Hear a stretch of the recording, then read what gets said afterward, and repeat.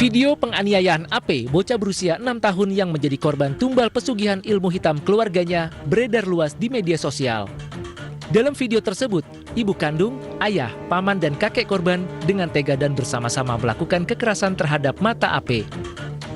Paman korban dan sejumlah orang berupaya mencegah, namun para pelaku justru marah dan mengamuk. Namanya kan saya berdua berusaha mengambil, tapi kami dihalangi.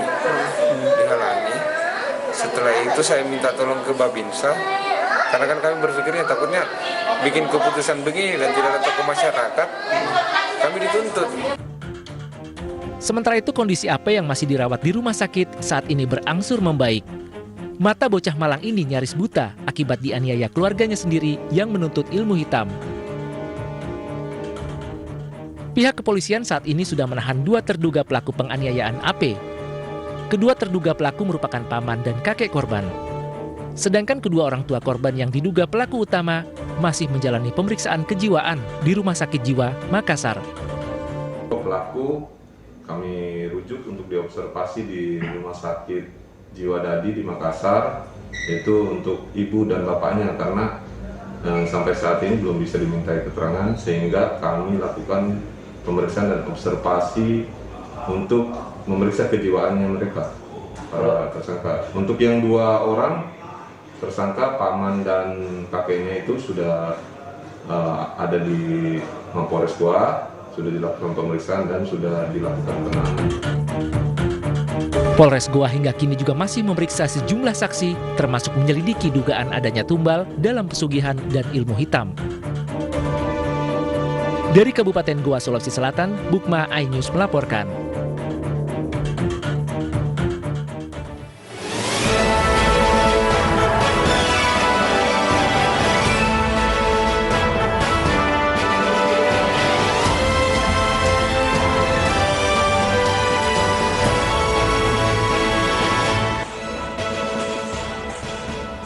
Kecaman datang dari berbagai pihak atas perusakan Masjid Ahmadiyah di Kalimantan Barat.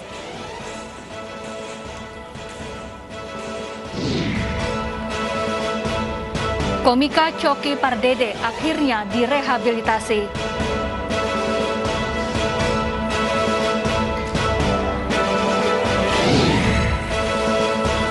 Evakuasi ibu hamil yang akan melahirkan di tengah banjir berlangsung dramatis.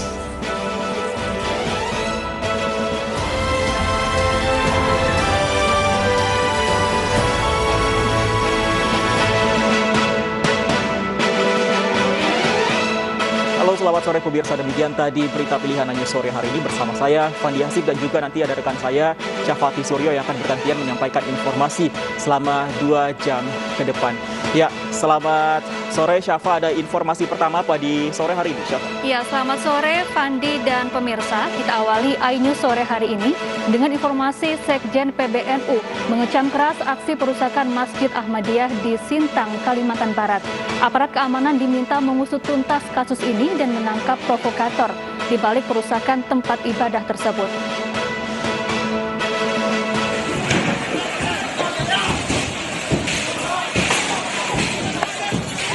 Ratusan warga yang mengaku tergabung dalam gerakan aliansi umat Islam rusak Masjid Miftahul Huda yang merupakan masjid tempat ibadah Ahmadiyah di Kabupaten Sintang, Kalimantan Barat. Sejumlah anggota TNI Polri mencoba mengamankan warga, namun banyaknya warga membuat aparat tak bisa berbuat apa-apa. Selain merusak masjid, massa mencoba membakar masjid dengan melempari botol plastik yang diisi bensin. Sekjen PBNU Helmi Faisal Zaini mengecam keras aksi perusakan ini.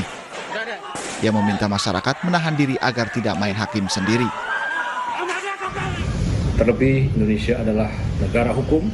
Mari kita selesaikan segala perbedaan yang ada ini dengan musyawarah untuk mufakat, tidak kemudian main hakim sendiri, karena kita bukanlah negara barbar, tapi kita adalah negara dengan koridor hukum dan perundang-undangan yang berlaku.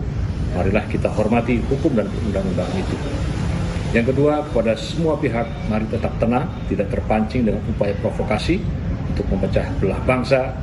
Marilah kita senantiasa kedepankan husnuzon kita, prasangka baik kita, sehingga kita dapat terus membangun kebersamaan secara baik. Sementara itu, Menteri Agama Yakut Khalil Qaumas menyebut aksi perusakan tempat ibadah ini sebagai pelanggaran hukum. Aparat keamanan diminta untuk mengusut tuntas kasus ini. Pemirsa, setelah berstatus tersangka penyalahgunaan narkoba, komika Reza Pardede alias Coki Pardede akan direhabilitasi. Coki dan seorang kurir narkoba berinisial WL akan dibawa ke Rumah Sakit Ketergantungan Obat Cibubur, Jakarta Timur.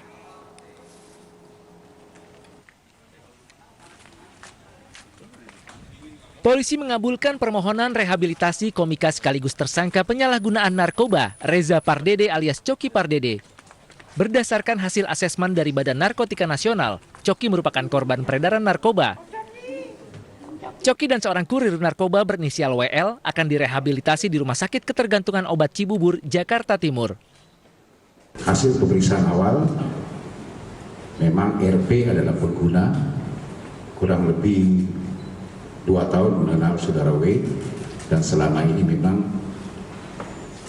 saudara RP ini setiap mau menggunakan barang haram ini, itu mintanya kepada saudara W, membeli melalui saudara W. Ya. Nah, inilah yang kemudian kita dalami lagi untuk bisa mengetahui, karena WL sendiri ini adalah kurir. Coki Pardede ditangkap di kediamannya di kawasan Tangerang, Banten, Rabu lalu. Coki ditangkap saat masih dalam pengaruh narkoba. Polisi juga menemukan 1 klip sisa sabu seberat 0,3 gram dan jarum suntik. Coki mengaku menggunakan sabu dengan cara dimasukkan ke lubang dubur. Polisi lalu menetapkan Coki sebagai tersangka. Selain Coki, seorang kurir dan pengedar narkoba juga diringkus polisi dan dijadikan tersangka. Dari Tangerang, Banten, tim liputan iNews melaporkan. Ya, tidak sekali pelaku dunia hiburan terjerat dalam kasus narkoba. Sejumlah artis hingga selebgram tertangkap mengonsumsi barang haram tersebut.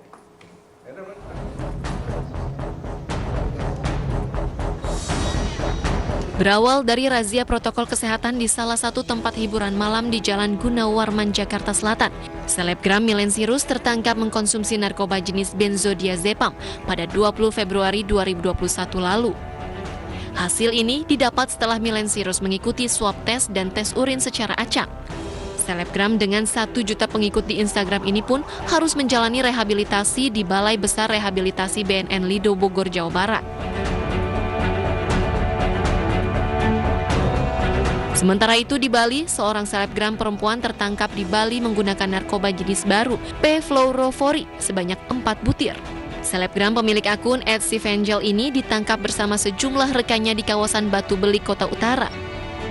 Para pelaku dijerat dengan undang-undang narkoba dengan ancaman pidana hingga 15 tahun penjara.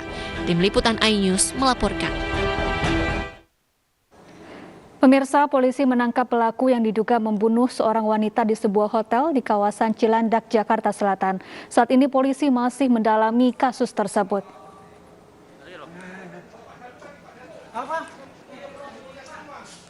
Polisi menangkap terduga pelaku pembunuhan seorang wanita dalam sebuah kamar hotel di kawasan Cilandak, Jakarta Selatan.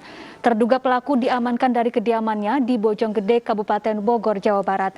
Hingga kini terduga pelaku masih diperiksa intensif di Polres Jakarta Selatan.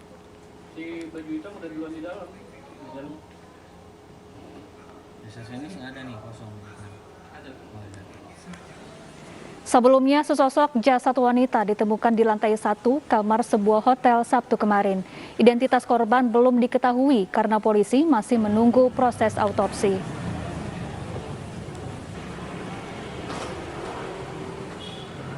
Sekitar pukul 11 kita mulai melakukan pengejaran dan akhirnya sekira pukul 1 ya, tanggal 5 September 2021 kita berhasil melakukan penangkapan terhadap seseorang yang diduga sebagai pelaku tindak pidana. Sampai saat ini orang yang kita lakukan penangkapan tersebut masih kita. Pemirsa, di hari ketiga penerapan ganjil genap lalu lintas di Puncak Bogor ramai lancar. Ganjil genap hanya berlaku untuk kendaraan yang menuju puncak. Kepadatan sempat terjadi di titik pemeriksaan ganjil genap di Puncak Bogor, Jawa Barat siang tadi. Petugas membagi 2 jalur. Jalur kiri bagi plat kendaraan yang sesuai, sementara jalur kanan bagi calon kendaraan yang akan diputar balik. Kendaraan ini didominasi warga ibu kota yang hendak berwisata ke kawasan wisata konservatif Taman Safari. Ganjil genap hanya berlaku untuk kendaraan menuju puncak.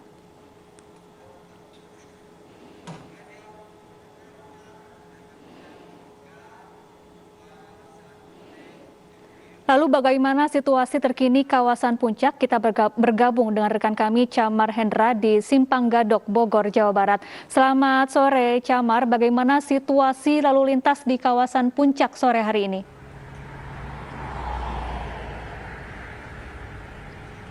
Ya, selamat sore Safa dan juga pemirsa. Hari ini adalah hari ketiga penerapan ganjil genap di wilayah Simpang Gadok dan juga Puncak Bogor, di mana terdapat 7 titik pemeriksaan.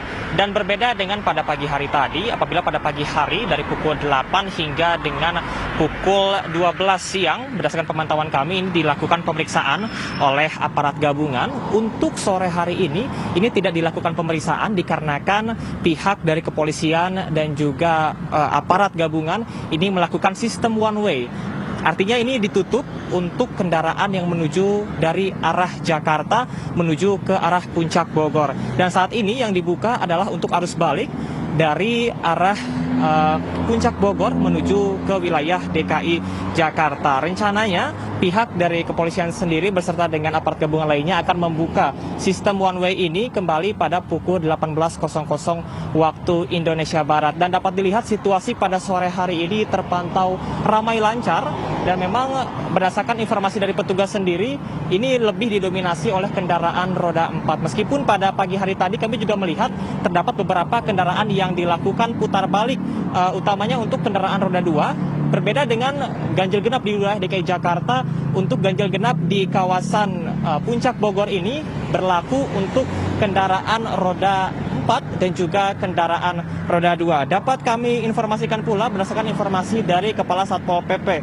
Kabupaten Bogor menyebutkan bahwasanya saat ini akumulasi dari hari pertama hingga dengan saat ini sudah ada sebanyak 2.320 kendaraan yang diputar balik karena tidak sesuai dengan tanggal ganjil genap yang berlaku sesuai dengan plat nomor kendaraan mereka masing-masing. Dan pihak dari petugas sendiri untuk melakukan pemeriksaan ini sudah menyiagakan setiap harinya setidaknya adalah sebanyak 300 personil gabungan yang terbagi ke dalam 7 titik pemeriksaan. Kemudian untuk tim dari Satpol PP sendiri tadi menyebutkan sudah membentuk tim Tiger Cepol atau tim gerak cepat Satpol PP yang nantinya akan melakukan monitoring di wilayah Gunung Mas dan juga di wilayah Puncak Bogor, terutama terkait dengan penerapan protokol kesehatan dan juga untuk menghindari kerumunan. Dan kami juga mendapatkan informasi bahwasanya memang hingga dengan saat ini petugas sudah mampu memutarbalikan sekitar 40% kendaraan, dan semakin berkurang dari waktu ke waktu, di mana di hari ketiga ini memang tidak sebanyak di hari yang kemarin begitu. Dan diimbau kepada masyarakat untuk memperhatikan regulasi ini dikarenakan memang hingga dengan saat ini tentunya pandemi masih terus ada, sehingga masyarakat diimbau untuk mengurangi mobilitas di luar rumah.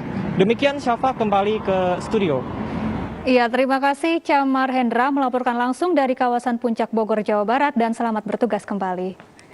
PBNU mengecam keras aksi perusakan Masjid Ahmadiyah di Kabupaten Sintang, Kalimantan Barat. Informasinya usai jeda, tetaplah bersama kami.